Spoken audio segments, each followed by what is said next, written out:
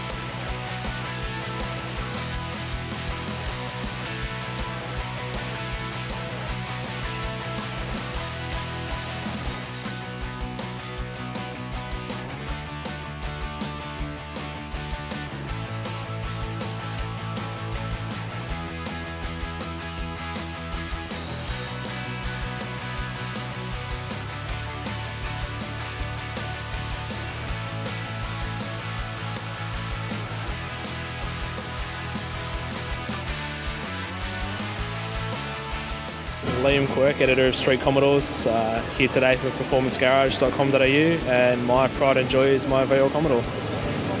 Hi, my name's Lisa Chinnock, and obviously my pride and joy is my XF Falcon here behind me, and we're currently at MotorEX 2012. I'm Jason Mansueto, and my pride and joy are my cars. I'm Tristan Trickers from Tricker Mansueto Racing. My pride and joy? Would I say it's a car? It might not. I'd say my pride and joy would be my little boy, Ezekiel. In car sense, yeah, I'd say you've got a bit of pride and joy with our Capri behind us.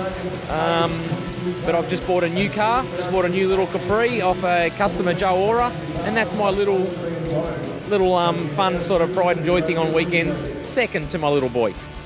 My name's Adrian Hodgson, and my pride of joy is my 95 Nissan Skyline. I'm Con Elfers from CV Performance. My pride and joy is anything that goes fast in drag racing. My name's John Apostolopoulos, and my pride and joy is my new Mustang that's sitting here right next to us. It's a twin-turbo 10.5 car, and looking forward to having some fun in it this new year. My name's Paul McKinnon, and this is my pride and joy. It's a 1940 Harley-Davidson WL. Hi, I'm Ian from High Octane. We promote safe hooning. My name's Jason Way. I've got two pride and joys. I've got a VK Commodore Calais that's blown and tubbed, and Deliverance, which is a VK Commodore custom panel van. My name's Nick, and my pride and joy is a Maserati Grand Sport. Hi, my name's Peter Campbell, and I'm a foundation member of the Four Aces Drag Racing Club up on the Mid-North Coast, and I've gone from drag racing back into the street scene with my 1965 Cadillac four-door hardtop. My name's Anthony Penner, and our current project is a 56 Chev that we're building. Chick Henry, and I'm primarily responsible for the Summer Nats Car Festival in Canberra, but I'm presently a candidate for election in the ACT, which happens in October, and representing the Australian Motorist Party.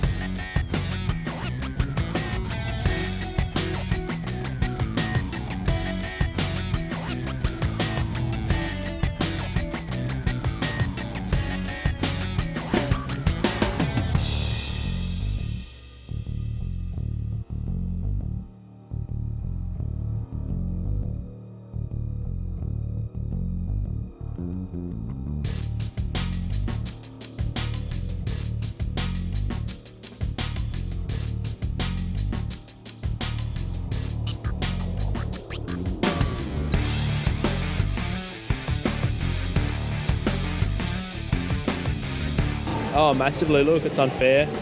It's really unjust and very one-sided. I think that through the magazines that we have, through Performance Garage, we have a vessel through which to maybe change that and get the other side of the story out. We run an event called Cruise for Charity through Street Commodores magazine and actually work really closely with the police to promote safe driving messages and responsible vehicle modification. But ultimately, we're out there doing our part, but it all comes down to what the tabloid media wants to present, doesn't it? So obviously, they're showing a negative aspect to the industry and the sport that we all love. I mean, I've been involved with this sort of for about 20 years, from local dragways in Tassie. Sort of we go there and support our local events there. I go to the Winter Nationals and things. Got a little 6-year-old that comes along and that to us. Obviously, there needs to be more attention in the younger drivers and teaching them how to drive properly and promote that way, more than having a negative effect on the sport that we all have loved, here behind us. I hate the way are doing it. It's a disgrace. I just had members of the Parliament just come past before and speak to us. It's a disgrace what they're doing. They're targeting the wrong style of people. They're targeting more the young guy with his mum's Celica or his turboed car. They are not targeting, which is a good thing in a sense. They're not targeting the muscle car enthusiasts, but what's happening is it's dragging us down with them. I'm hoping that something gets done and it gets sorted so we're able to cruise on the street and have fun and enjoy ourselves in our pride and joys. They're very one-sided. They only show the version of events that do what they need to do to boost their ratings. I think if they showed our side of it, the car enthusiast side of it, their show wouldn't be as spectacularly popular, if you want to call it that, but it would show the truth, and the truth is that the majority of car enthusiasts aren't ratbag hoons as they're portrayed in current affairs shows. They don't portray our sport correctly, because our sport is about drag racing at the track legally. We encourage all our customers to do that. We don't encourage anything illegal. And the stuff they do on TV is wrong, and no one's really standing up for us, and it's sad because the public's been bombarded with garbage that doesn't really count. We do it all properly with cages and cars that are safely tech inspected by the right people, and don't recommend anything but that to anybody. Unfortunately, young children, young kids I should say these days, have got the mentality of being wanting to show how good their cars are or how fast they are. We're all pretty much, I guess we grew up in that type of environment in the old days. I think now there's so much more to offer. I think there's so many more places to go and have fun. I think generalising is always hard because people generalise on everybody and what they do. I think everyone needs to be understanding that there are drag racing tracks, there's power cruises, there's all these fun events where people can go and have fun. And I think, always the spoiler, a couple of kids make a mess and they blame everyone else for it. And, I guess it's the way of the world today. So, yeah.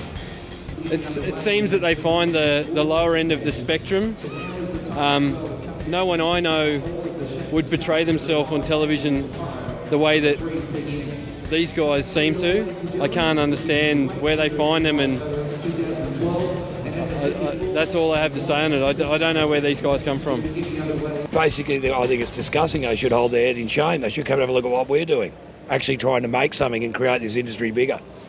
I think it's terrible. I mean, the real enthusiasts don't go out and do it. It's the kids and the people who just aren't attracted to the right areas to use their cars properly. I think it's terrible. It really is. It shows our scene in a very, very bad way.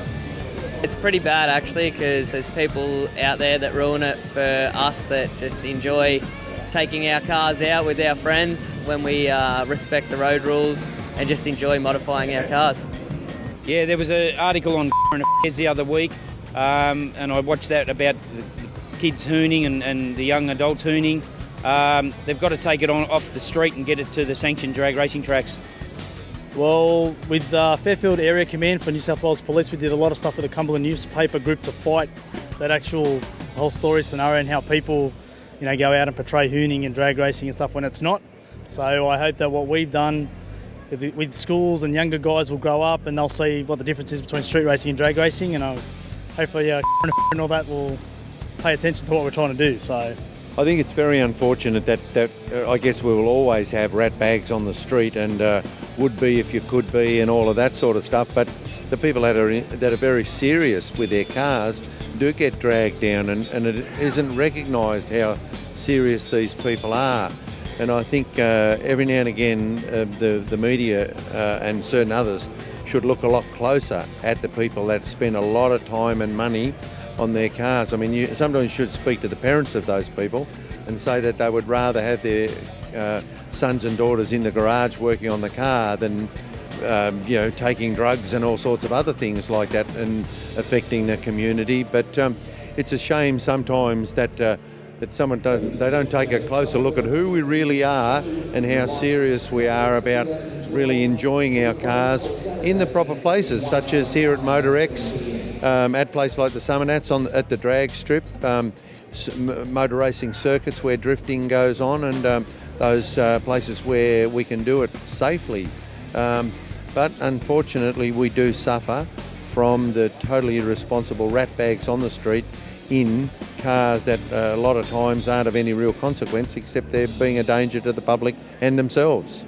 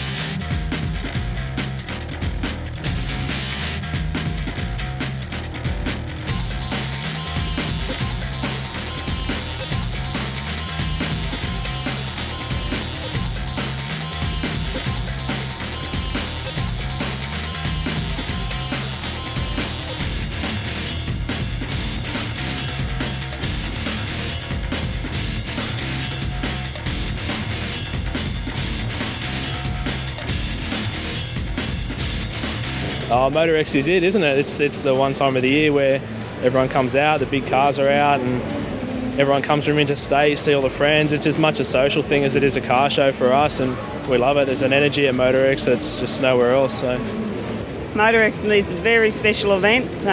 We've been coming to MotorEX now for 12 years, just as spectators, and then in this last 12 months we unveiled the car last year, and then obviously we'll come back for Superstar finalists. And it's a really special show. We obviously the best show at the moment, in Australia. High quality cars. They're up there with guys that have spent a lot of money and a lot of time away from their families to get cars of this calibre here. Yeah. Get to meet a lot of great people, catch up with a lot of people as well.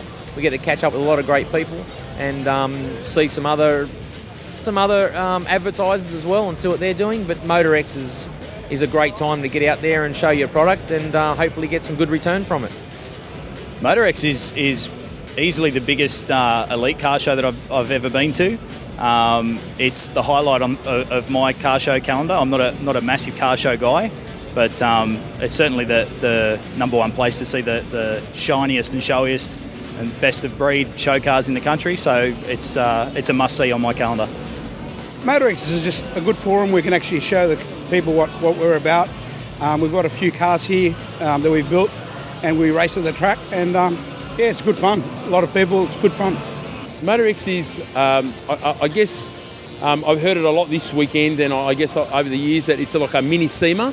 I think people bringing a lot of premium cars, and it's never been about one car. It's about lots of different cars, different genres, and different people and different styles. And I think it's a great place to showcase what people do and how they enjoy it. And especially it doesn't have to be the most premium, but as long as it's done properly and done nicely, I think everyone accepts it for what they are. And I think it's a great show. And I think it's come to show that, over the years that this show is getting bigger and bigger, and that's what people want to see. Yeah, I think people love it. We've supported MotorEX for a few years now, and we'll continue to do it. It's actually at the worst time for me because we have our own big event in 2 weeks' time, but I will always support Owen and the boys because they've been good to us. And we get a lot of work from this show. Every year, throughout the year, people come back and say, I met you at MotorEX. So, the marketing works for sure.